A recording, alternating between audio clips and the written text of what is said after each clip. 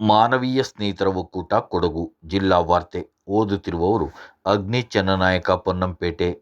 ಭಾರತೀಯ ಕ್ರೀಡಾ ಪ್ರಾಧಿಕಾರದ ತರಬೇತಿ ಕೇಂದ್ರದ ವತಿಯಿಂದ ಮಡಿಕೇರಿಯ ಬಾಲಕಿಯರ ಕ್ರೀಡಾ ವಸತಿ ನಿಲಯಕ್ಕೆ ಪ್ರತಿಭಾವಂತ ಹಾಕಿ ಕ್ರೀಡಾಪಟುಗಳ ಆಯ್ಕೆ ಪ್ರಕ್ರಿಯೆಯು ಫೆಬ್ರವರಿ 1ರಂದು ಬೆಳಗ್ಗೆ 9 ಗಂಟೆಗೆ ಮಡಿಕೇರಿ ರೇಸ್ ಕೋರ್ಸ್ ರಸ್ತೆಯ ಸಾಯಿ ಹಾಕಿ ಟರ್ಫ್ ಮೈದಾನದಲ್ಲಿ ನಡೆಯಲಿದೆ. 12ರಿಂದ 18 ವರ್ಷದ ಪ್ರಾಯದೊಳಗಿನ ಬಾಲಕಿಯರು ಆಯ್ಕೆ ಪ್ರಕ್ರಿಯೆಯಲ್ಲಿ ಭಾಗವಹಿಸಬಹುದು. ಭಾಗವಹಿಸುವ ಕ್ರೀಡಾಪಟುಗಳು ತಮ್ಮ ವೈಯಕ್ತಿಕ ಕ್ರೀಡಾ ಸಾಮಗ್ರಿ ತರಬೇಕು. ವೈದ್ಯಕೀಯ ಅರ್ಹತಾ ಪತ್ರ, ವೈದ್ಯಾಧಿಕಾರಿಯವರಿಂದ ಕ್ರೀಡಾ ಸಾಧನೆಯ ಸರ್ಟಿಫಿಕೇಟ್, ಜನ್ಮ ದಿನಾಂಕ ಪ್ರಮಾಣ ಪತ್ರ, ಇತ್ತೀಚಿನ 5 ಪಾಸ್ಪೋರ್ಟ್ ಅಳತೆಯ ಭಾವಚಿತ್ರ, ವಿಳಾಸ ದೃಢೀಕರಣಗೊಳಿಸಲು ಆಧಾರ್ ಕಾರ್ಡ್ ತರಬೇಕು. ಆಯ್ಕೆ ಪ್ರಕ್ರಿಯೆಯನ್ನು ಹಿಂದಿನ 3 ವರ್ಷದ ಹಾಕಿ ಕ್ರೀಡಾ ಸಾಧನೆಯ ಪ್ರಮಾಣ ಪತ್ರ ಹಾಗೂ ಕೆಲವೊಂದು ನಿಗದಿತ ಪರೀಕ್ಷೆಯ ಆಧಾರದ ಮೇಲೆ ಆಯ್ಕೆ ಮಾಡಲಾಗುವುದು. ಆಯ್ಕೆ ಪ್ರಕ್ರಿಯೆಯಲ್ಲಿ ಭಾಗವಹಿಸುವ ಕ್ರೀಡಾಪಟುಗಳಿಗೆ ತುಟ್ಟಿ ಭತ್ಯೆ ಮತ್ತು ಪ್ರಯಾಣ ದರ ನೀಡಲಾಗುವುದಿಲ್ಲ.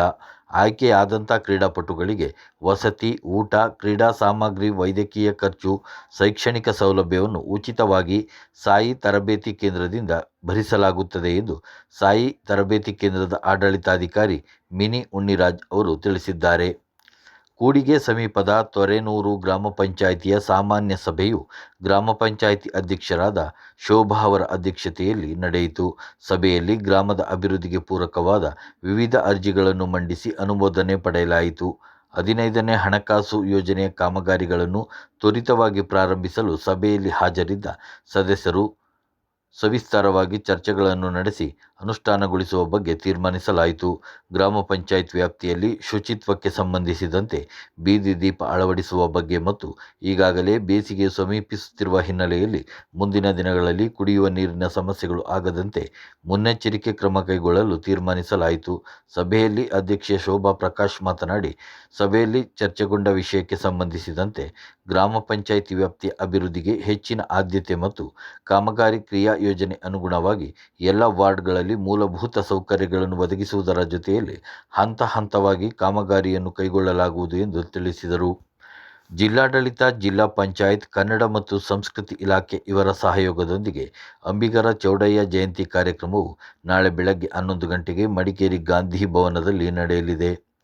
ಕೂಡಿಗೆ ಗ್ರಾಮ ಪಂಚಾಯಿತಿ ವ್ಯಾಪ್ತಿಯ ಹುದುಗೂರು ಗ್ರಾಮದಲ್ಲಿ ಕಾಡಾನೆಗಳು ಬೆಳೆದು ನಿಂತಿದ್ದ 50ಕ್ಕೂ ಹೆಚ್ಚು ಅಡಿಕೆ ಗಿಡಗಳನ್ನು ಮುರಿದು ತುಳಿದು ಹಾಳು ಮಾಡಿರುವ ಘಟನೆ ನಡೆದಿದೆ. ಆನೆಕಾಡು ವ್ಯಾಪ್ತಿಯ ಕಾಡಾನೆಗಳು ಬೆಂಡೆಬೆಟ್ಟ ಅರಣ್ಯ ಪ್ರದೇಶದ ಕಡೆಯಿಂದ ಬಂದು ಹಾರಂಗಿ ನದಿಯನ್ನು ದಾಟಿ ಸಮೀಪದ ಲಕ್ಷ್ಮೀಕಾಂತ್ ಎಂಬುವರಿಗೆ ಸೇರಿದ ಅಡಿಕೆ ಮತ್ತು ಬಾಳೆಯನ್ನು ಮನಬಂದಂತೆ ತುಳಿದು ನಾಶ ಮಾಡಿವೆ. ಇತ್ತೀಚೆಗೆ ಮೈಸೂರಿನಲ್ಲಿ ನಡೆದ ಸಮಾಜ ಕಲ್ಯಾಣ ಇಲಾಖೆಯ ನೌಕರರ ಕ್ರೀಡಾ ಮತ್ತು ಸಾಂಸ್ಕೃತಿಕ ಸ್ಪರ್ಧೆಗಳಲ್ಲಿ ಜಿಲ್ಲೆಯ ಸಮಾಜ ಕಲ್ಯಾಣ ಇಲಾಖೆಯ ಮಹಿಳೆಯರ ತಂಡ ಭಾಗವಹಿಸಿ ರಾಜ್ಯ ಮಟ್ಟಕ್ಕೆ ಆಯ್ಕೆಯಾಗಿದ್ದಾರೆ. ಮೈಸೂರು ವಿಶ್ವವಿದ್ಯಾಲಯದ ಸ್ಪೋರ್ಟ್ಸ್ ಪೆವಿಲಿಯನ್ನಲ್ಲಿ ನಡೆದ ಮಹಿಳೆಯರ ಥ್ರೋಬಾಲ್ ಪಂದ್ಯಾವಳಿಯಲ್ಲಿ ಮೈಸೂರು ಜಿಲ್ಲೆಯ ತಂಡದೊಂದಿಗೆ ಸೆಣಸಿ ದ್ವಿತೀಯ ಸ್ಥಾನ ಹಾಗೂ ಕಿರುನಾಟಕ ಸ್ಪರ್ಧೆಯಲ್ಲಿ ದ್ವಿತೀಯ ಸ್ಥಾನ ಗಳಿಸಿ ರಾಜ್ಯ ಮಟ್ಟಕ್ಕೆ ಆಯ್ಕೆಯಾಗಿದ್ದಾರೆ. ಸಮಾಜ ಕಲ್ಯಾಣ ಇಲಾಖೆ ಉಪನಿರ್ದೇಶಕರಾದ ಶೇಖರ್ ರಾಜ್ಯ ಮಟ್ಟಕ್ಕೆ ಆಯ್ಕೆಯಾದ ಕೊಡಗು ತಂಡವನ್ನು ಅಭಿನಂದಿಸಿದ್ದಾರೆ. ಕಕ್ಕಬ್ಬೆ ಸಮೀಪದ ಕುಂಜಿಲ ಗ್ರಾಮದ ಕೆಪಿ ಬಾಣೆ ಸರ್ಕಾರಿ ಹಿರಿಯ ಪ್ರಾಥಮಿಕ ಶಾಲೆಯ ವಿದ್ಯಾರ್ಥಿಗಳಿಗೆ ಇಕೋ ಕ್ಲಬ್ ವತಿಯಿಂದ ಆಯೋಜಿಸಲಾದ ಹೊರ ಸಂಚಾರ ಕಾರ್ಯಕ್ರಮ ಯಶಸ್ವಿಯಾಗಿ ನಡೆಯಿತು. ಹೊರ ಸಂಚಾರ ಕಾರ್ಯಕ್ರಮದಡಿಯಲ್ಲಿ ಕಕ್ಕಬ್ಬೆ ಸಮೀಪದ ಯಾವಕಪಾಡಿ ಗ್ರಾಮದಲ್ಲಿರುವ ಹನಿ ವ್ಯಾಲಿ ರೆಸಾರ್ಟ್ಗೆ ತೆರಳಿದ ವಿದ್ಯಾರ್ಥಿಗಳು ರೆಸಾರ್ಟ್ನ ಪ್ರಕೃತಿ ಸೌಂದರ್ಯವನ್ನು ವೀಕ್ಷಿಸಿ ಸಂಭ್ರಮಿಸಿದರು. ರೆಸಾರ್ಟ್ನ ಮಾಲೀಕರಾದ ಅಪ್ಪಾರಂಡ ಸುರೇಶ್ ಚೆಂಗಪ್ಪ ಅವರ ಪತ್ನಿ ಸುಶೀಲಾ ಅವರ ಆತಿಥ್ಯದಲ್ಲಿ ಶಾಲೆಯ ಶಿಕ್ಷಕರೊಂದಿಗೆ ತೆರಳಿದ ವಿದ್ಯಾರ್ಥಿಗಳು ನಿಸರ್ಗದ ಕಡೆಗೆ ನಮ್ಮ ನಡೆ ಎನ್ನುವಂತಿತ್ತು. ಹೊರ ಸಂಚಾರ ಕಾರ್ಯಕ್ರಮದ ಪ್ರಯಾಣದಲ್ಲಿ ಉತ್ತಮ ಪರಿಸರ ವೀಕ್ಷಣೆಯೊಂದಿಗೆ ಶಾಲೆಯಲ್ಲಿ ತಯಾರಿಸಿದ್ದ ಬೀಜದುಂಡೆಗಳನ್ನು ವಿದ್ಯಾರ್ಥಿಗಳು ಶಿಕ್ಷಕರೊಂದಿಗೆ ಅರಣ್ಯದಲ್ಲಿ ಬಿಸಾಡುವ ಮೂಲಕ ಅರಣ್ಯ ಸಂರಕ್ಷಣೆಗೆ ಮುಂದಾದರು. ಬಳಿಕ ವಿದ್ಯಾರ್ಥಿಗಳು ರೆಸಾರ್ಟ್ನಲ್ಲಿ ಹಗ್ಗದ ಮೇಲಿನ ನಡಿಗೆ, ಸಾಹಸ ಕ್ರೀಡೆ ನಡೆಸಿದರು. ಜಲಪಾತದ ಸೌಂದರ್ಯವನ್ನು ಸವಿದು ಆನಂದಿಸಿದರು. ರೆಸಾರ್ಟ್ ಮಾಲೀಕರು ಅಲ್ಲಿ ನಡೆಯುವ ಕೃಷಿ ಚಟುವಟಿಕೆ, ಜೇನು ಕೃಷಿ, ಹವಾಮಾನ ವೈಪರೀತ್ಯ, ಪ್ರಕೃತಿ ರಕ್ಷಣೆ, ವನ್ಯಜೀವಿಗಳ ಬಗ್ಗೆ ವಿದ್ಯಾರ್ಥಿಗಳಿಗೆ ಉತ್ತಮ ಮಾಹಿತಿ ನೀಡಿದರು.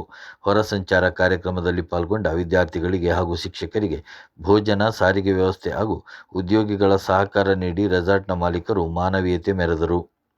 ಶಾಲೆಯ 52 ವಿದ್ಯಾರ್ಥಿಗಳನ್ನು ಒಳಗೊಂಡ ಹೊರ ಸಂಚಾರ ಕಾರ್ಯಕ್ರಮದಲ್ಲಿ ಶಾಲೆಯ ಮುಖ್ಯ ಶಿಕ್ಷಕಿ PK Gangamma, Kakkabbe cluster CRP Kalpana, IRT ಅಧಿಕಾರಿ ದಿವ್ಯಾ ಮಂದಪ್ಪ, ಶಾಲೆಯ ಎಲ್ಲ ಶಿಕ್ಷಕರು ಪಾಲ್ಗೊಂಡಿದ್ದರು.